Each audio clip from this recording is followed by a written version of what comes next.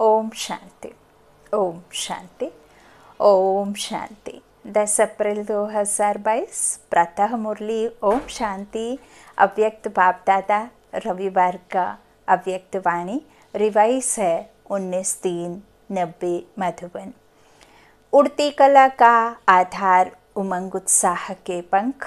आज सर्व बच्चों के स्नेह संपन्न मिलन भावना और संपूर्ण बनने की श्रेष्ठ कामना के शुभ उमंग उत्साह के वाइब्रेशन बाप दादा देख रहे हैं हर बच्चे के अंदर।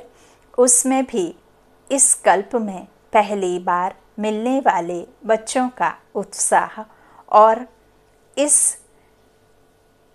कल्प में अनेक बार मिलने वाले बच्चों का उत्साह अपना अपना है, जिसको आप अपनी भाषा में कहते हो नए बच्चे और पुराने बच्चे, लेकिन हैं सभी अति पुराने से पुराने, क्योंकि पुरानी पहचान बाप की तरफ, ब्राह्मण परिवार की तरफ आकर्षित कर यहाँ लाई है।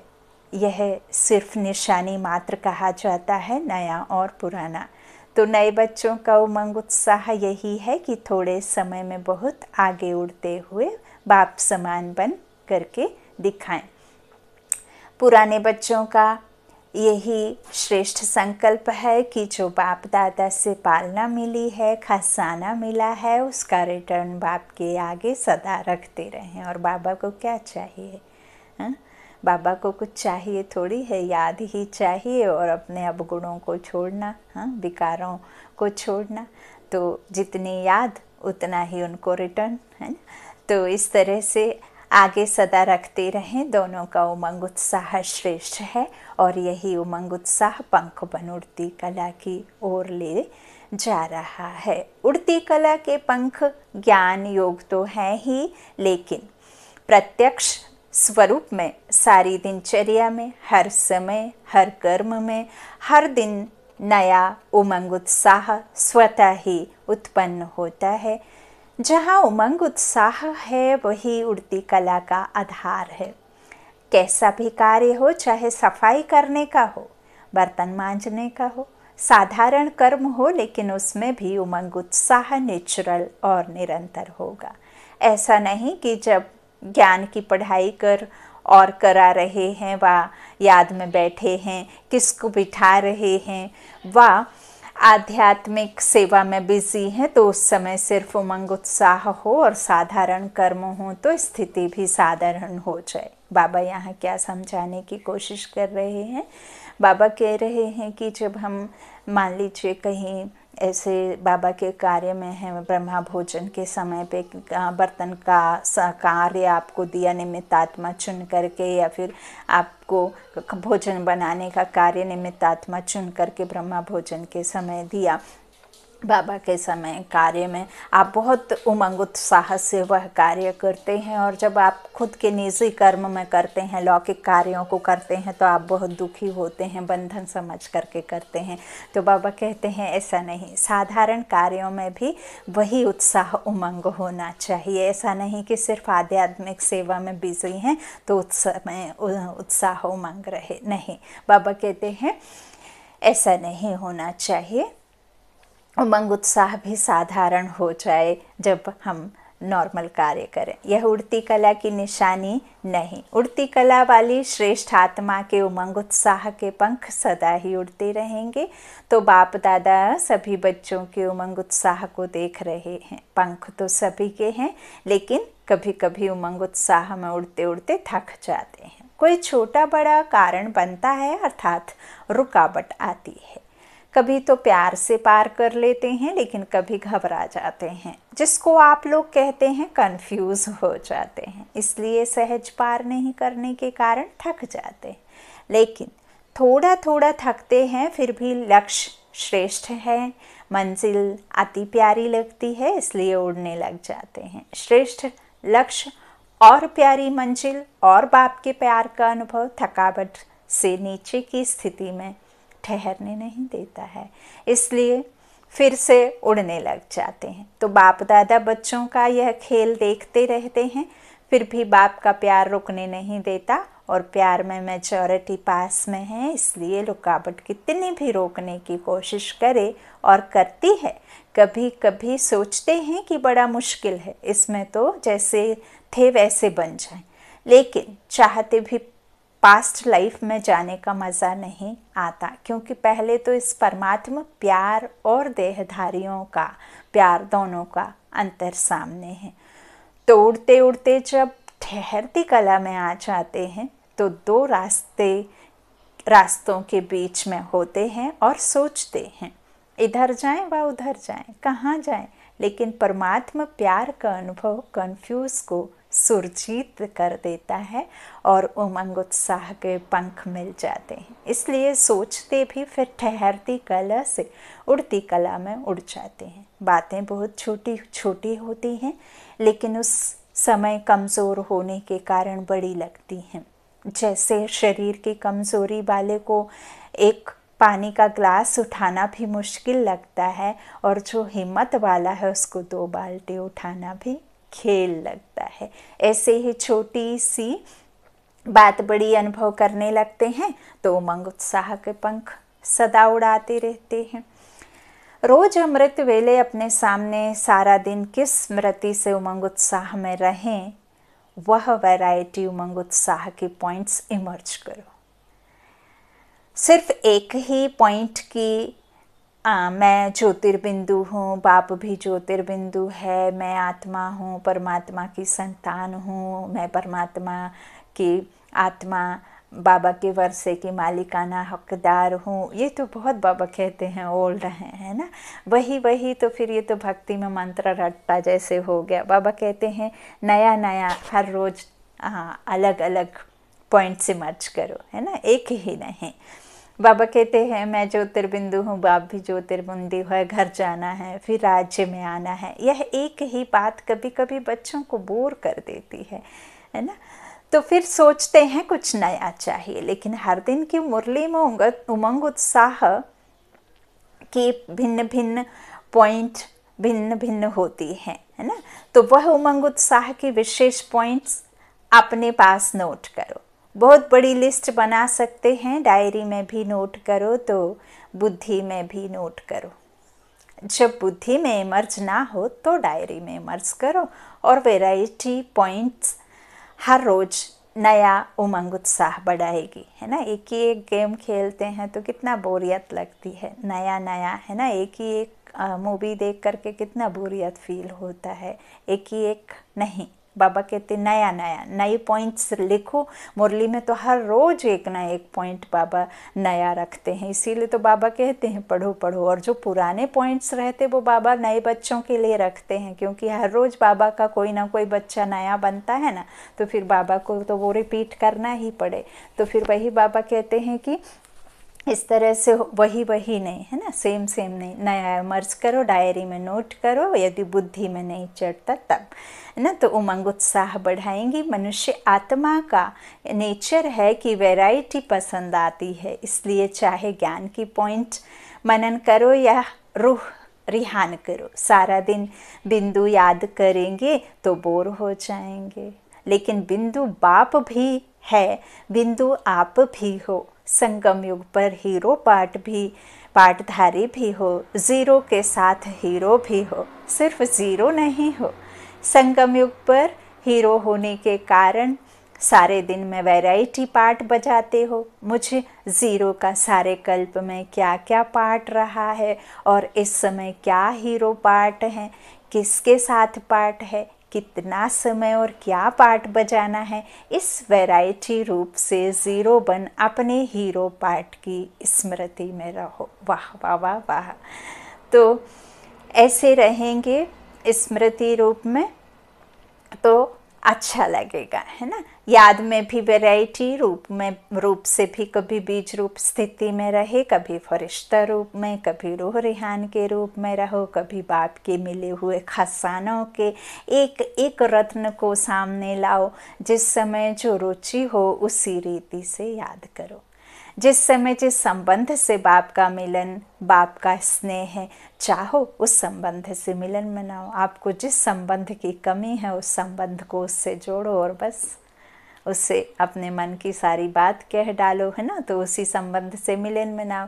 इसलिए जो सर्व संबंध से बाप ने आपको अपना बनाया और आपने भी बाप को सर्व संबंध से अपना बनाया है। मेरा तो सर्वस्व संसार ही बाप है ना। तो इस तरह से बनाया ना, तो सिर्फ एक संबंध तो नहीं है, वैरायटी है ना। लेकिन एक बात ध्यान में रखनी है कि सिवाय बाप के, सिवाय बाप की प्राप्तियों के, सिवाय बाप के खजानों के और कोई याद ना आए। वैरायटी प्राप्ति है, वैरायटी खजाने हैं, वैरायटी संबंध हैं, वैरायटी खुशी की बातें हैं, उमंग उत्साह की बातें हैं। उसी विधि से यूज़ करो। बाप और आप सही सेफ्टी की लकीर है। इस स्मृति की लकीर से बाहर नहीं जाओ। बस यह लकीर परमात्मा छत्र छाया है। ये जब तक इस छत्र छाया की लकीर के अंदर हैं तब तक कोई माया की हिम्मत नहीं। फिर मेहनत क्या होती, रुकावट क्या होती, विघ्न क्या होता, इन शब्दों से अविद्या हो जाएगी। जैसे आदि स्थापना के समय जब सतयुग की आत्माएं प्रवेश होती थीं तो उन आत्माओं को विकार क्या होता है, दुख क्या होता है, माया क्या होती है, इन शब्दों की अविद्या रहती थी। बच्चों को यह अनुभव है ना, पुराने तो इन बातों को जानते हैं। ऐसे जो बाप और आप इस स्मृति की लकीर की छत्र छाया में हैं, चाहे कितनी भी बड़ी मुश्किल आ जाए, जो सर्वशक्तिमान पिता के सामने हर शक्ति बहुत ओछी है, बहुत छोटी है। चाहे वो किसी मनुष्य के द्वारा आई हो, चाहे प्रकृति के द्वारा आई हो, चाहे आपके निजी संबंधों में आई हो, चाहे किसी भी तरीके की शारीरिक कष्ट से ग्रसित हो, तो सब उस परमात्मा की शक्तियों के आगे, उस रूहानी सर्जन के आगे, उस पिता के आगे, उस न्यायाधीश के सामने हर एक मुश्किल छोटी है ना, हर एक बात छोटी है। तो इस तरह से अविद्या हो जाए, है ना, हो जाती है। इसलिए सदा सेफ हैं, है ना, सदा बाप के दिल में रहते हैं। आप लोगों को दिल ज़्यादा पसंद आती है ना, सौगात भी हार्ट ही बना कर लाते हो, है ना। तो केक भी हार्ट बनाते हो, बॉक्स भी हार्ट जैसा हो बनाते हो, तो रहते भी हार्ट में हो ना। दिल वाले बाप को दिल चाहिए, है ना कि मन बुद्धि से आपको समर्पित होना, दिल से समर्पित होना, है ना, पूरी शिद्दत के साथ। तो हार्ट में होना। बाप की हार्ट तरफ माया आ नहीं सकती। जैसे जंगल में भी रोशनी कर देते हैं तो जंगल का राजा शेर भी आ सकता, भाग जाता है। बाप की हार्ट कितनी लाइट और माइट है, उसके आगे माया का कोई रूप आ नहीं सकता। तो मेहनत से सेफ हो गए ना। जन्म भी सहज हुआ, मेहनत लगी क्या जन्म लेने में, बाप का परिचय मिला, पहचाना और सेकंड में अनुभव किया, बाप मेरा मैं बाप का। जन्म सहज हुआ, भटकना नहीं पड़ा। आपके देश रूपी घर में बाप ने बच्चों को निमित्त बनाकर भेजा। ढूंढना व भटकना तो नहीं पड़ा, जहाँ बैठे थे वहीं आकर के मिल गया। बाबा घर बैठे बाप मिला ना। यह तो अभी प्यार से भारत में आते हो मिलने, लेकिन परिचय तो वहाँ ही मिला, जन्म तो वहाँ ही मिला ना। जन्म अति सहज हुआ तो पालना भी अति सहज हुई। बाबा ने तो सचमुच मुझे ऐसे ही ढूंढा है। सच बाबा, आपके प्रेम में, आपके स्नेह में तो अश्रु रुकती ही नहीं है। शुक्रिया बाबा। तो बाबा कहते हैं जन्म तो वहाँ मिला ना, जन्म अति सहज हुआ तो पालना भी अति सहज है। सिर्फ अनुभव करो और जाएंगे भी सहज ही। बाप के साथ जाना है ना, या बीच में धर्मराजपुरी में रुकना है। सभी साथ चलने वाले हो ना। सभी का यह दृढ़ संकल्प है कि साथ में और साथ चलेंगे, साथ हैं और साथ चलेंगे, और आगे भी ब्रह्मा बाप के साथ राज्य में व पाठ में आएंगे। पक्का संकल्प है ना या कच्चा है? हाँ, चलते चलते थक जाएंगे तो रुक जाएंगे, फिर क्या करेंगे? क्योंकि बाप तो उस समय रुकेंगे नहीं, अभी रुक रहे हैं, अभी समय दिया है और दे रहे हैं, उस समय नहीं रुकेंगे, उस समय तो सेकंड में उड़ेंगे। अभी नए नए बच्चों के लिए लेट हुआ है, लेकिन टू लेट का बोर्ड नहीं लगा है। अभी तो नई दुनिया आने के लिए नए नए बच्चों के लिए रुकी हुई है कि यह भी लास्ट सो फास्ट और फर्स्ट नंबर तक पहुंच जाएं। सभी साथ जाने के लिए तैयार होना। जो इस कल्प में पहली बार आए हैं, बाप दादा मुबारक देते हैं। शुक्रिया बाबा। छोटे छोटे बच्चों पर बड़ों का प्यार होता है ना, तो बाप का और बड़े भाई बहनों का आप लोगों से विशेष प्यार है।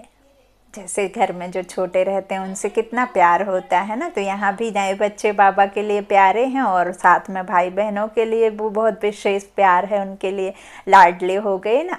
नए बच्चे लाडले हैं, चाहे नए हो व पुराने हो, सभी के लिए फास्ट गति फर्स्ट आने की है। छत्र छाया में रहना, सदा दिल में रहना, यही सबसे सहज तीव्र गति है। सदा आप अपने आप को ऐसा अनुभव करिए कि मैं परमात्मा की छत्र छाया में हूँ, परमात्मा की किरणों की छत्र छाया में सदा सुरक्षित महसूस करती हूँ और सभी मेरे परमात्मा के छत्र छाया में एक एक सदस्य को उसी शक्तिशाली किरणों के नीचे हमेशा अनुभव करें।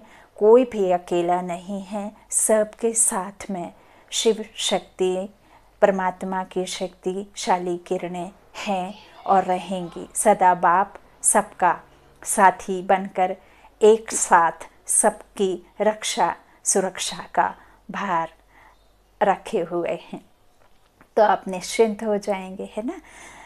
अच्छा, अपने आप को कभी भी बोर नहीं करो, सदा अपने आप के लिए वैरायटी रूप से उमंग उत्साह इमर्ज करो। डबल विदेशी कभी कभी कोई यह भी सोचते हैं कि हमारा कल्चर और इंडिया का कल्चर बहुत फ़र्क है। इंडिया कल्चर कभी पसंद आता कभी नहीं आता, लेकिन यह तो ना इंडियन कल्चर है ना विदेश का कल्चर है, यह तो ब्राह्मण कल्चर है। ब्रह्म कुमारी यह नाम तो सभी को पसंद है ना। ब्रह्मा बाप से भी बहुत प्यार है और बी के जीवन भी अति प्यारी है। कभी कभी सफ़ेद कपड़ों के बजाय रंगीन कपड़े याद आते हैं, क्योंकि सफ़ेद कपड़े जल्दी मैले हो जाते हैं। दफ्तर में जाते हो व कहाँ भी ऐसे स्थानों पर जाते हो तो जो ड्रेस आप पहनते हो उसके लिए बाप दादा मना नहीं करते, बाबा कई बार कह चुके, लेकिन उसी वृत्ति से नहीं पहनो कि हमारा फॉरेन कल्चर है ना। कुछ भी पहनो बाबा कहते, लेकिन आप कभी भी अपने चरित्र को इस चित्र में ना देखें, है ना।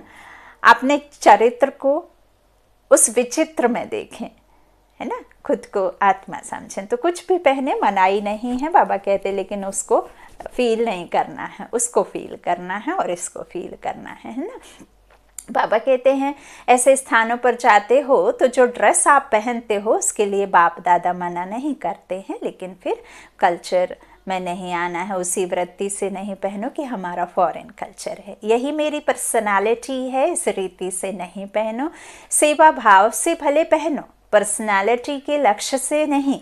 ब्रह्मा जीवन का लक्ष्य हो, है ना, ब्राह्मण जीवन का लक्ष्य हो, सेवार्थ आवश्यकता अर्थ पहनते हो तो कोई मना नहीं, लेकिन यह भी निमित्त बनी हुई आत्माओं से वेरीफाई कराओ।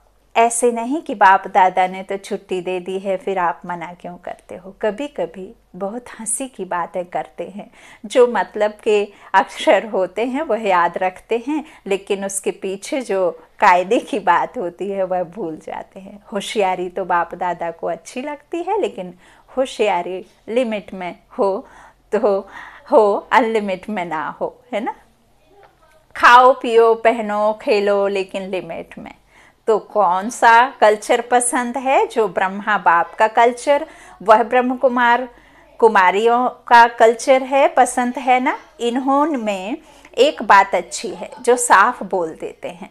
सभी एक जैसे नहीं हैं, कोई कोई ऐसे हैं जो अपनी कमज़ोरी वर्णन करते हैं लेकिन जो है बिम्सिकल बन जाते हैं। बार बार वही स्मृति में लाते रहते हैं मैं कमज़ोर हूँ, तो वो फिर कमज़ोर कर देती है ना खुद को। तो ऐसे नाजुक नहीं बनो, विशेषताओं को भूल जाएंगे, कमज़ोरी को ही सोचते रहेंगे। खुद को माफ़ करना वह भी एक बहुत बड़ा बाबा का वो है ना।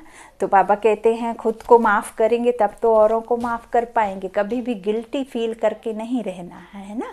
तो बाबा कहते हैं यदि वही बात बार बार करोगे तो हिम्मतहीन बनेंगे, है ना। तो इस तरह से वही सोचते रहेंगे तो यह नहीं करना है। कमज़ोरी सुनाओ ज़रूर, लेकिन जब बाप को दी तो फिर किसके पास रही। कहते हैं ना कि अपने जो है दुखड़ा हर किसी के सामने मत रोना, अपना जो है रोग हर किसी के सामने नहीं कहना, घर घर नहीं कहना, क्योंकि हर घर में नमक मिलेगा लेकिन मलहम हर घर में नहीं मिलेगा। और जो वो है उसके पास हर एक रोग का मलहम है। तो एक से कहो जो समझता है, हर किसी से नहीं, है ना। तो बाबा कहते हैं जब बाप को दे दी तो फिर किसके पास रही। फिर क्यों यह सोचते हो मैं ऐसा हूँ वैसा हूँ। बाप को दे दिया ना, बाप दादा को पत्र लिख कमजोरियां दे देते हो या पत्र लिख बाप दादा के कमरे में रख देते हो, तो फिर सोचते हो जवाब तो मिला नहीं। बाप दादा ऐसे जवाब नहीं देते, जो कमी आपने दे दी सो तो बाप दादा उसी जगह पर आपको शक्ति, खुशी, उमंग, उत्साह भर देता है। तो जो बाप दादा देता है वह लेते नहीं हो, सिर्फ सोचते हो कि जवाब तो मिला नहीं। जो बाप देता है उसको लेने का प्रयत्न करो, जवाब का इंतज़ार नहीं करो। शक्ति, खुशी लेते जाओ, फिर देखो कितना अच्छा उमंग, उत्साह रहता है। जिस घड़ी अपनी कमज़ोरी लिखते हो व निमित्त बनी हुई आत्माओं को सुनाते हो तो माना दे दिया खत्म, पॉइंट। अभी मिल क्या रहा है, क्या वह सोचो। बाप दादा के पास एक एक के कितने पत्र आते हैं, बाप दादा उत्तर नहीं देता, लेकिन जो आवश्यकता है, जो कमी है, उसको भरने का रिटर्न देता है। बाकी याद प्यार तो रोज देते ही हैं। कोई दिन ऐसा है जो याद प्यार ना मिला हो। बाप दादा सभी को रोज 2-3 पेज का पत्र लिखते हैं। ऐसा बाप देखा कहीं? मुरली, इतना बड़ा पत्र तो रोज कोई भी किसको नहीं लिखता। कितना भी आपका प्यारा हो, कोई ने इतना बड़ा पत्र लिखा? मुरली पत्र है ना, आपकी बातों का रिस्पॉन्ड होता है ना। तो इतना बड़ा पत्र लिखते भी, बोलते भी, जो आप विशेष पत्र लिखते हो उसका विशेष रिटर्न भी करते हो, क्योंकि लाडले सिकीले थे हो।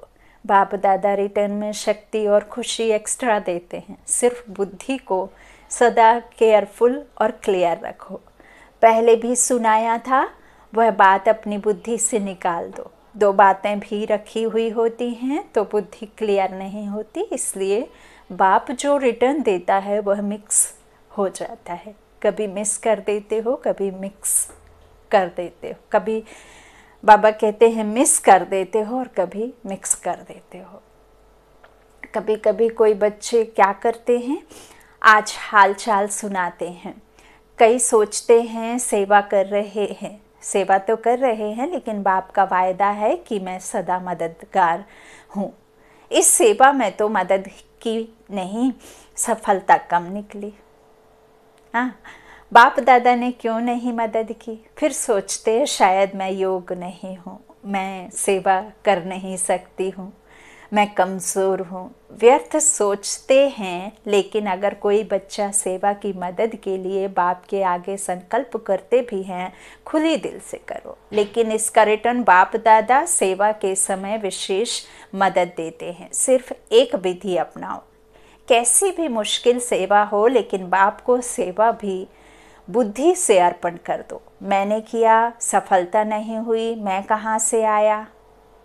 बाप करन करावन हार की जिम्मेवारी भूल करके अपने ऊपर क्यों उठाई, यह रॉन्ग हो जाता है। बाप की सेवा है, बाप अवश्य करेगा। बाप को आगे रखो, अपने को आगे नहीं रखो। मैंने यह किया, यह मैं शब्द सफलता को दूर करता है, समझा। अच्छा, चारों ओर के सदा उमंग उत्साह में उड़ने वाले तीव्र पुरुषार्थी आत्माओं को, सदा बाप की दिल में रहने वाली विशेष मणियों को, सदा बाप और आप इस स्मृति की क्षेत्र छाया में रहने वाले, सदा ठहरती कला गिरती कला से पार उड़ती कला में आगे बढ़ने वाले, सदा अपने को वैरायटी पॉइंट से खुशी और नशे में आगे बढ़ाने वाली श्रेष्ठ आत्माओं को बाप दादा का याद प्यार और नमस्ते। शुक्रिया बाबा। वरदान है ब्राह्मण जीवन में अलौकिक मौजों का अनुभव करने वाले, कर्मों की गुहा गति के ज्ञाता भव। ब्राह्मण जीवन मौज की जीवन है, लेकिन मौज में रहने का अर्थ यह नहीं है कि जो आया वह किया, मस्त रहा। यह अल्पकाल के सुख की मौज व अल्पकाल के संबंध संपर्क की मौज सदाकाल की प्रसन्न चित्त स्थिति से भिन्न है। जो आया वह बोला, जो आया वह किया। हम सो मौज में रहते हैं, हम तो मौज में रहते हैं। ऐसे अल्पकाल के मन मौजी नहीं बनो, सदाकाल की रूहानी अलौकिक मौज में रहो। यही यथार्थ ब्राह्मण जीवन है। मौज के साथ कर्मों की गुहा गति की ज्ञाता भी बनो। स्लोगन, अहम और वहम में आने के बजाय सर्व पर रहम करो। यह वहम मत पालो कि मैं हूँ, मैं सच्चा अच्छा हूँ, यह वहम है। तो अहम और वहम में आने के बजाय सर्व पर रहम करो, है ना। ओम शांति, ओम शांति, ओम शांति।